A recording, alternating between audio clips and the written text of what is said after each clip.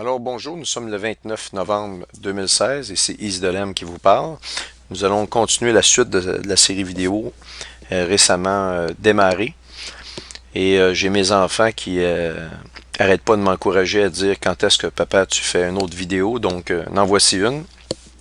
Et le prochain point que je dois vous parler, c'est des élections et de Trump en relation avec des prophéties bibliques. Tout ce qui se dessine actuellement semble vraiment être la répétition d'anciennes prophéties bibliques. Et vous allez voir à quel point tout semble coïncider. Et je pense que nous sommes vraiment je dirais à quelques pas de l'entrée, si vous voulez, dans la grande tribulation. Certains auditeurs m'ont fait souvent la remarque que nous sommes probablement à quelques années d'entrer dans les tribulations parce qu'il faut que Damas soit détruit, etc., etc. Mais Damas, premièrement, est pratiquement complètement détruite. Et non seulement ça, mais pour finaliser la destruction de Damas avec les armes qu'on possède aujourd'hui, il s'agit que la guerre éclate et la ville de Damas, en un après-midi, il n'y en a plus de ville de Damas. Il ne faut pas vous en faire avec ça. C'est pas des années que ça prend pour la détruire, c'est juste une guerre. Et la guerre peut éclater à tout moment, en ce moment. Tout peut arriver. Et je vais vous parler d'une nouvelle qui a été passée, si vous voulez, sous silence par tous les grands médias de masse. Et c'est incroyable. C'est probablement la plus puissante des nouvelles, une des plus puissantes, incluant les élections américaines. Et je vous en parle immédiatement. Il s'agit d'une proposition de loi, ici la 5732, qui s'appelle la Caesar-Syria Civilian Protection Act de 2016. Donc César ici, ça peut être un double sens. Apparemment que c'est un monsieur César qui aurait introduit, qui serait venu témoigner des morts civiles en Syrie, etc., etc. Évidemment, je dis pas que ce monsieur-là ici n'est pas de bonne foi, mais on peut aussi penser à la référence de Jules César. C'est peut-être toute cette mise en scène-là, toute cette situation-là est peut-être une mise en scène. Peu importe si ce monsieur-là, César, existe ou pas, il est venu témoigner au Sénat américain de la tuerie de civils qui sont complètement innocents dans cette histoire-là. Et donc, ils en ont fait une loi pour la protection des civils qui s'appelle un no-fly zone, c'est-à-dire une interdiction de vol que les États-Unis vont imposer en sol syrien. Donc, si je comprends bien, ils n'ont aucune souveraineté sur le pays de la Syrie, mais ils vont imposer à un gouvernement étranger, tu ne voles pas, tes avions doivent rester à terre, que ce soit des vols militaires ou des vols civils. Il n'y a aucun vol qui est permis par nous, les États-Unis d'Amérique. Alors, imaginez-vous, alors que la souveraineté du ciel au-dessus du territoire syrien appartient au gouvernement syrien et a été partagée de façon volontaire par le gouvernement syrien aux Russes. Donc, c'est les Russes et l'armée syrienne ou les agences de transport syriennes qui ont actuellement la souveraineté des vols ou de l'espace aérien syrien. Les États-Unis viennent se mêler et disent non, non, vous ne volerez pas là, vous. Tout ça pour la protection de civils. Je dis pas qu'il n'y a pas de civils abattus là-bas, mais la plupart des civils qui sont abattus là-bas le sont à cause si vous voulez, des opérations des rebelles. Et les rebelles sont payés par qui? Par les États-Unis d'Amérique. C'est une autre opération parallèle à ISIS qui est l'œuvre de Mme Clinton avec l'administration Obama.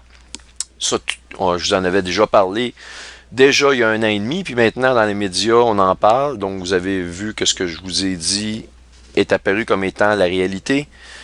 Donc, cette proposition de loi-là a été passée à la Chambre des représentants, imaginez-vous, en la date du 16, je lis la date, attendez, ouais, exactement, le 16 novembre 2016. Alors donc, le 16 novembre, nous sommes le 29, il y a à peine, donc on a une semaine, on a une dizaine de jours là-dessus. Et vous pouvez vous dire que vous n'en avez pas entendu parler par CNN, vous n'en avez pas entendu dans aucun média, alors qu'ici c'est une déclaration de guerre en bonne et due forme des États-Unis d'Amérique envers le pays de la Syrie, mais aussi plus particulièrement la Russie. Pour vous dire comment c'est une situation grave, eh bien, c'est exactement ce que un des plus grands généraux de l'armée américaine a déclaré, ça c'est récemment, c'est le 24 septembre 2016, il a averti qu'une interdiction de vol ou une imposition d'interdiction de vol en sol syrien signifie une guerre avec la Russie. Imaginez-vous. Maintenant, on continue ici. pourquoi une interdiction de vol pour la ville d'Aleppo est un risque de guerre qui pourrait nous engouffrer tous. C'est-à-dire que ça pourrait devenir une guerre mondiale ici. Ça, c'est un autre article. Et qui est derrière cette interdiction de vol-là? Eh bien, Hillary, notre chère Hillary Clinton, ici que vous voyez, a promis de faire, de faire passer une loi qui est une interdiction de vol en sol syrien. Et évidemment, il y a un général qui dit, mais à mot couvert, mais complètement timbré, ça veut dire une guerre avec la Russie. Et la Russie ont bien averti là-dessus. Ils ont la souveraineté de façon légale. C'est le gouvernement syrien qui a invité la Russie à pouvoir patrouiller le sol syrien de façon illimitée. Donc, la Russie s'est engagée à protéger la souveraineté du sol, de l'espace aérien syrien en devant ou en face du gouvernement syrien. Donc, toutes ces choses-là ici, c'est vraiment, vraiment très, très, très, je dirais, très, très sombre comme situation parce que c'est extrêmement grave. C'est la nouvelle, je vous dirais, la plus importante actuellement. Vous voyez, ça a été passé. Il y a ces étapes-là ici à passer, mais à partir du moment où ça a passé à la Chambre des représentants, vous devez comprendre que M. Obama peut bypasser tout ça. Il y a ce qu'on appelle son veto. Et le veto va dans deux sens. Si le Sénat le refuse, il peut dire veto.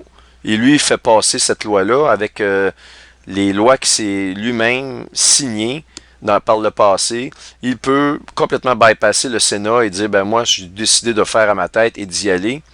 Donc, voyez-vous, il peut mettre son veto ici et il peut la faire passer directement par lui et ça devient une loi. Du moment que ça devient une loi, à ce moment-là, l'armée américaine est obligée de s'avancer et d'imposer, donc, par la force, l'interdiction de vol en Syrie. Fait qu'imaginez-vous, ils vont interdire, imaginez-vous comment c'est ridicule, comment c'est vraiment, là, ils sont complètement fous, ces gens-là.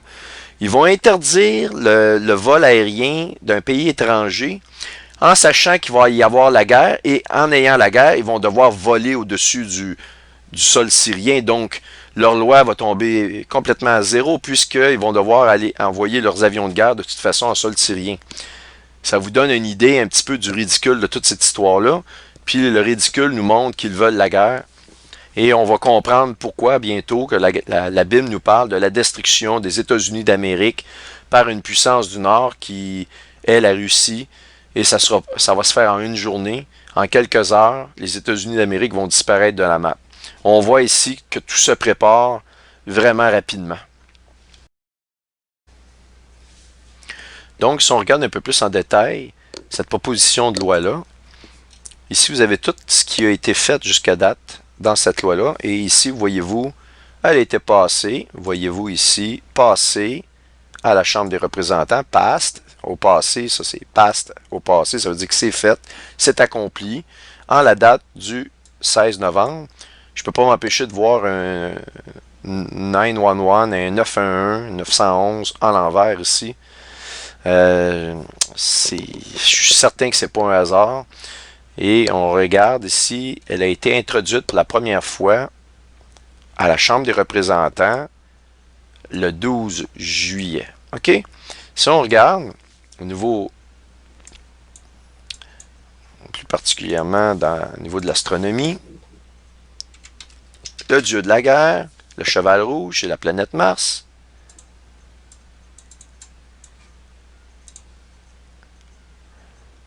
On va mettre la date. Bon, j'ai dit le 12 juillet, OK? Ici, le 12 juillet. Donc, on va aller voir qu'est-ce qui se passe avec le dieu de la guerre, s'il y a une signification spéciale. Oups, pardon.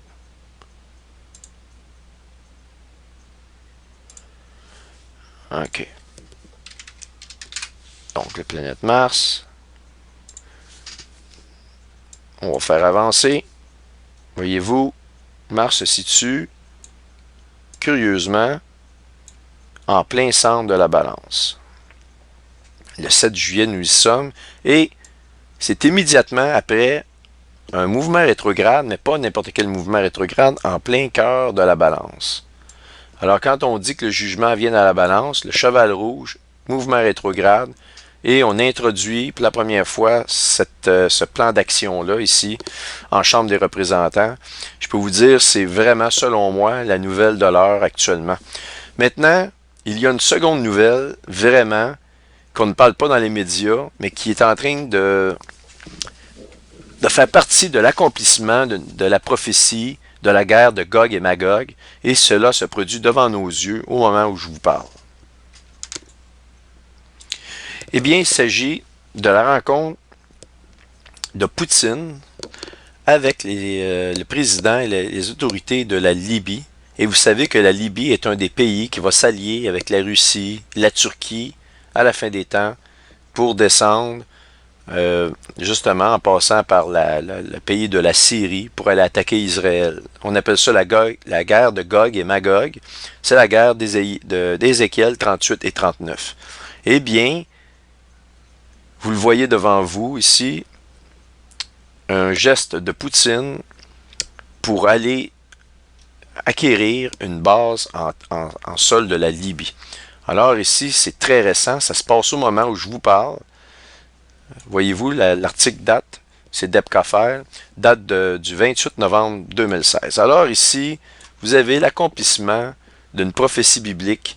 Ça va très, très rapidement. Donc, on a une alliance, un rapprochement entre la Turquie et la Russie. Et bien que ça soit curieux parce que on voit que les Turcs attaquent l'armée syrienne, mais il n'y a pas longtemps, la Russie et la Turquie s'étaient comme alliés.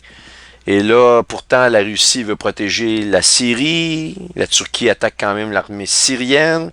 Pas trop de commentaires de la Russie à cet effet-là. Est-ce que vous trouvez ça curieux, oui ou non?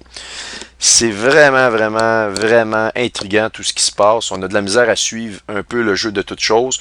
Mais étant donné que la Bible nous dit que ça va se faire, ces alliances-là, eh bien, croyez-le, ça va se faire. Et on est en train de les voir se réaliser devant nos yeux. C'est pour ça que je vous dis, on est très très proche d'entrer dans la grande tribulation. Ça, c'est une nouvelle majeure ici, dans laquelle je vous fais part. Je vais mettre les liens de ce que je vous ai montré ici sous la description de la vidéo. Donc, dans l'espace texte pour le descriptif de la vidéo. Donc, vous pourrez vous-même aller lire l'article en détail à cet effet-là.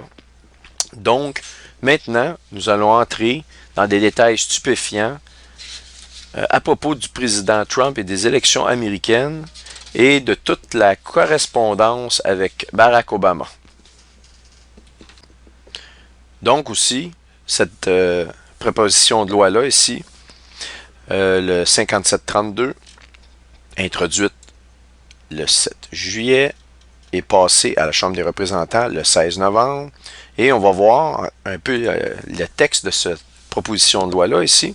Et vous voyez ici qui est derrière ça. Eh bien, c'est le Comité aux affaires étrangères, relations étrangères. Eh bien, d'où ça vient ça ici? Eh bien, je vous le rappelle, c'est The Council on Foreign Relations.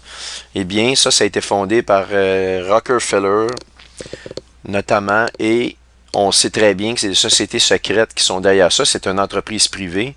Et on voit immédiatement le type de propagande.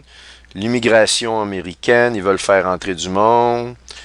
La Russie, c'est un problème. La Russie est un gros monstre. Ici, on le voit. Les deux problèmes de Poutine. Évidemment, il y a une propagande. Et eux sont derrière la proposition de cette loi-là qui est passée et qui est un acte de guerre. Comme je vous ai dit, c'est ni plus ni moins une prononciation pour la Troisième Guerre mondiale. Donc, avec ce qu'on voit ici, nous sommes vraiment à une ligne mince entre vraiment l'accomplissement et le début d'une guerre avec la Russie, parce que du moment que ça passe, eh bien, c'est la guerre avec la Russie. La seule chose qu'on doit se dire, c'est que, évidemment, Poutine n'est pas stupide. Il sait très bien que le risque que cette loi-là passe et que Trump se fasse museler est très, très élevé. Bien que nous allons rentrer dans des temps absolument surnaturels où il est possible que Trump détrône Obama ou prenne la place d'Obama et qu'il ait un certain pouvoir pendant un certain temps et qu'il y ait un certain délai et qu'il puisse accomplir certains travaux, si vous voulez, qui seraient très, très prophétiques. Comme exemple, pour n'en nommer qu'un, on parle de la reconstruction du troisième temple. Eh bien, ça pourrait être une des possibles tâches que Trump pourrait faire, mais il est possible aussi que Obama garde le pouvoir et qu'ils disent, ben ok, oui, Trump s'est engagé, donc il y a une volonté des Juifs, alors je vais le faire à la place de Trump et que Obama s'embarque et s'engage à la reconstruction du troisième temple. Alors, il faut vraiment avoir les yeux tournés vers Trump, Obama, ce qui va se passer d'ici le 20, ce qui se passe au Moyen-Orient avec la Russie, vraiment, là, c'est extrêmement spécial tout ce qui se passe. Maintenant, j'enchaîne avec Trump et les élections américaines.